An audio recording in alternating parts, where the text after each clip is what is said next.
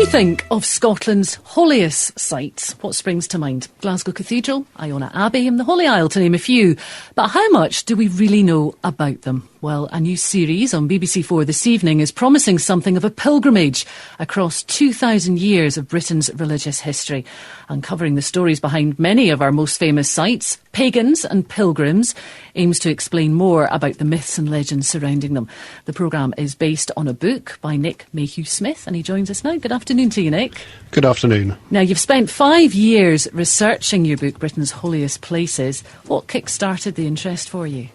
Well, I went to a bookshop with my wife to buy a guidebook to all of Britain's sacred sites, and we couldn't find one. And I'd just sold a business I'd set up and I'd been working on for 10 years. It was a business publishing venture.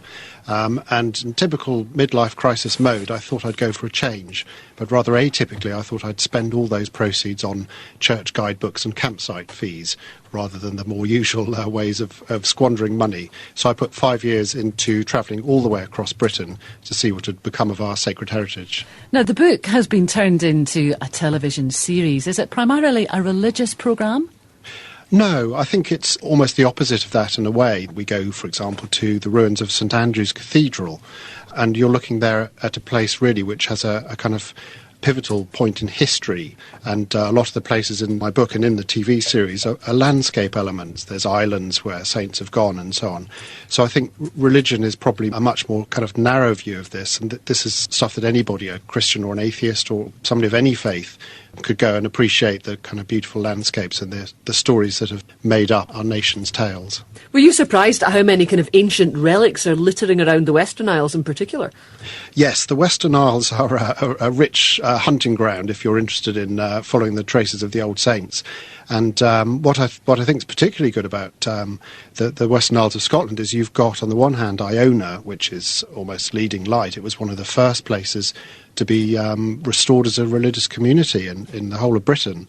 And then you've got places like Lismore and so on, which are much, much quieter, where you'll be the only pilgrim going around the churches there quite often. And the Garvellichs and the McCormick Isles as well, there's a lot there.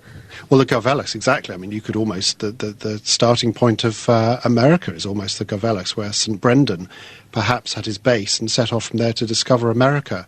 But it's an island where no one lives, and you have to kind of work quite hard to get a boat out there to see the sort of beehive cells where St Brendan, one of the founding figures of world Christianity, really, the impact of his voyages are still felt today, where he lived. So there's something for everybody out in the West Coast. Well, you say there's something for everyone, but how did you actually narrow it down? Sounds like you were spoilt for choice. I was a bit, and I did put in the miles, and there's quite a few places I didn't include that I visited, just because I felt there that the kind of original context had been lost. So if a sort of Sainsbury's car park or something had been built over the holy site, then I kind of just thought, well, that's lost its kind of devotional context, if you like. But a lot of the places around Britain are still in active use, and there's kind of a very mixed tradition, obviously, with the Reformation as to what state they're all in. But I think you'll see as we go through the programme, there's the diversity that's out there is phenomenal. There's really, everything from the ruins of St Andrews, which is on tonight in the first episode, all the way through to Holy Island off Arran, which is now a thriving Buddhist community. OK, just very briefly, you're not slightly concerned, though, that you're going to increase footfall to these very sensitive sites? We should, in fact, perhaps be preserving them and looking after them carefully. Well, I did go to one place, Aberdour, with St Drostan's Well and Church, and it was me and the chickens scratching around the ruins of the church there. So I think they could probably cope with a few more pilgrims coming through before they get crowded out. OK, it's been lovely to talk to you. And just very briefly, when is the programme on tonight? It starts at 8:30 on BBC4. We will be tuning in. Nice to talk to you, Nick. Thank you very much indeed.